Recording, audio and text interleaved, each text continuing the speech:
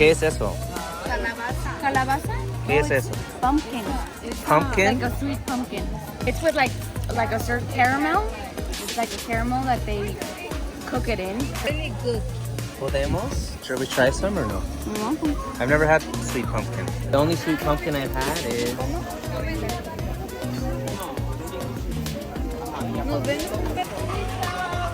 it's too much. We're gonna share it.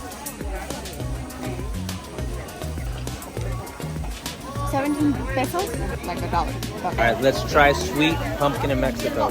So what you do is just bite into it. Wow, very sweet. It's good, but almost a little too sweet for my taste. Ooh, it smells strong.